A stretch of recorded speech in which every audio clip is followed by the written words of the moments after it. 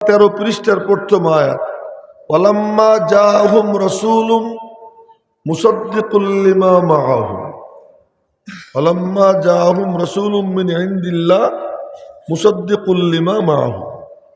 মুসাদ্দিক মানে যিনি বলবেন ঠিক। আদম থেকে নিয়ে ঈসা পর্যন্ত সমস্ত নবী পৃথিবীতে আসছেন, উনরা যা যা বলছেন নবীজি এসে বলছেন ওকে ঠিক। ঠিক বলার সামর্থ্য তার যে আমার থেকে বেশি জানে, আমার থেকে বড় আলেম। আমি একবার মিরপুর 6 নম্বর মাদ্রাসার এক মসজিদ আছে, বড় মসজিদ, ওলামা একরাম অনেকে চেনেন, বড় মসজিদ, অনেক বড় মসজিদ। তখন আমি টকবকে তরুণ, একেবারে যুবক, তরুণ কইলেও মনে হয় বুঝছে কিনা, এই জন্য যুবক কইলাম আর কি, টকবকে তরুণ। তো বয়ান করছি আসরের পরে।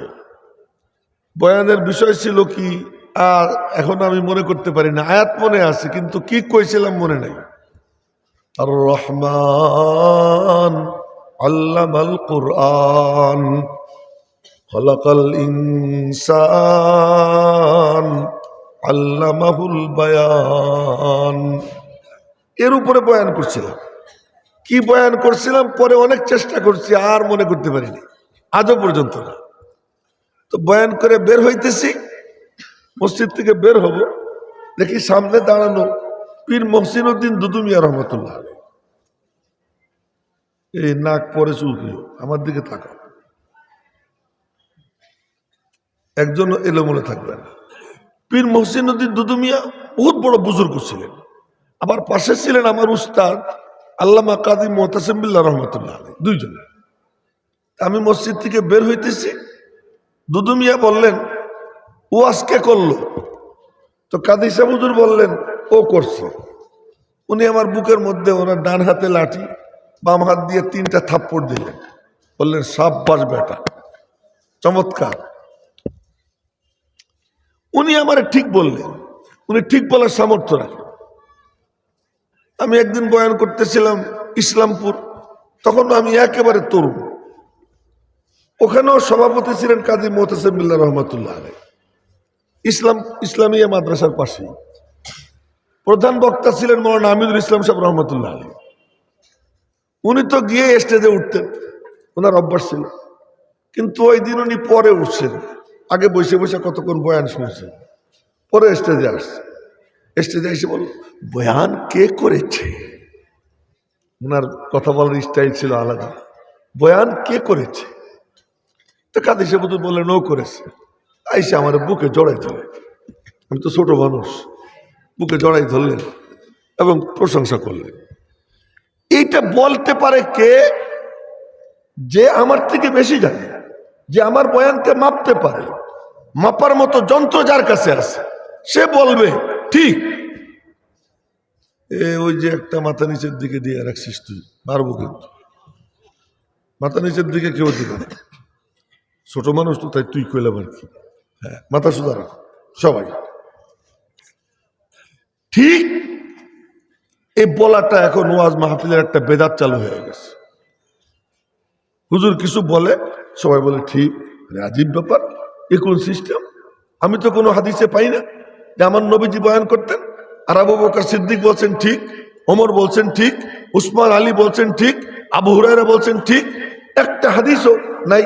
আলহামদুলিল্লাহ, আপনাদের দোয়ার বরকতে সব হাদিস সিয়াসিতের কিতাব আমি পড়ছি এবং বড় বড় কিতাব পড়াইতেছি অনেকদিন যাবত, এখনো বুখারী শরীফ পড়াই, আমি তো কোথাও পাই না।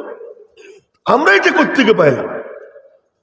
মৌলানা হাবিবুল্লাহ মিসবাহ সাহেব রহমতুল্লাহ আলাইহি বয়ান করতেন আর শ্রোতারা বলতেন ঠিক, আমি ওনার মজলিসে বয়ান শুনছি, আমি তো দেখিনি। আমি মৌলানা আব্দুল্লাহ দরখাস্তি রহমতুল্লাহ আলাইহির বয়ান শুনছি, যার নাম নিলাম, আল্লাহ আল্লাহ, ওনার নাম নিতেও আমার বুক কাঁপে। উনি কত বড় মানুষ যে উনি বুখারী শরীফ পুরোটা মুখস্থ ছিল। এই সুবহানাল্লাহ এমন করে হয়, জোরে বলেন সুবহানাল্লাহ। তুই রাগ হয়েছিস নি দাদু? যা যা যা। মৌলানা আব্দুল্লাহ দরখাস্তি রহমতুল্লাহ আলাইহি উনি বয়ান করতেছেন, তো ওনার বয়ান আমি শুনছি, মালিবাগ মাদ্রাসার মসজিদের নিচতলায় বসে বসে ওনার বয়ান শুনছি। আমার আজও মনে পড়ে, চোখের সামনে ভাসে কি নুরানি চেহারা, মরদে হক্কা नी के पेशानी का नूर, मर्द हक्का नी के पेशानी का नूर, कब छुपा रखता है पेशे दी शुरूर। এই ডেকোরেটরের লোকরে বলতেছি, আগামীতে সিস্টেম করবা, আমি যখন ওয়াজ করব কানে যেন আওয়াজ কম আসে, তোমরা আমার ওয়াজ শোনাবা। এটা কোন সিস্টেম করছো? খুব নুরানি চেহারার মানুষ ছিল, পুরো বুখারী শরীফ মুখস্থ ছিল, আরো হাদিসের কিতাব মুখস্থ ছিল।